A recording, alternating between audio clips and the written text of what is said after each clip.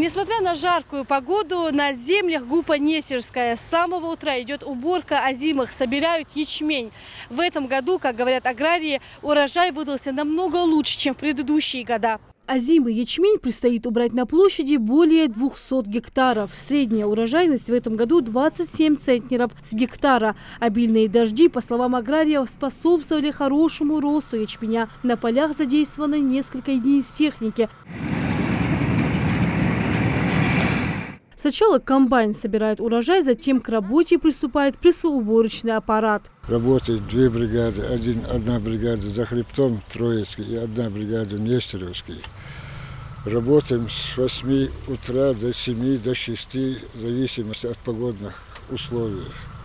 Предстоит убрать 1200 гектаров озимой и где-то 800 с лишним яровые.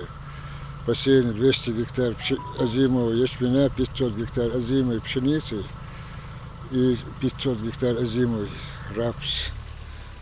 После пойдут яровые. ГУП Нестерская является семеноводческим предприятием республики. На полях сеет собственные семена. Больше всего землю отвели под рапс, ячмень, пшеницу и горчицу. Весь собранный урожай хранят в специальном помещении, куда не проникают солнечные лучи. Главный агроном ГУПа Нестерская Эриш Газдиев с гордостью показывает результат проделанной работы.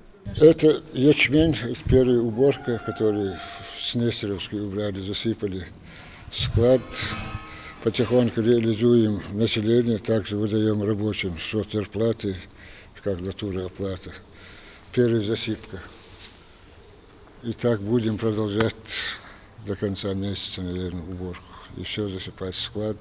В Ингушетии уборочная кампания началась накануне. В республике планируют собрать озимые и ранние яровые культуры на площади более 38 тысяч гектаров. Это пшеница, ячмень, овес, озимый рапс, озимые накорма. Всего во всех предприятиях ожидают собрать более 60 тысяч тонн культур. Рина Сычоева, Султан Могушков, Магаз 24.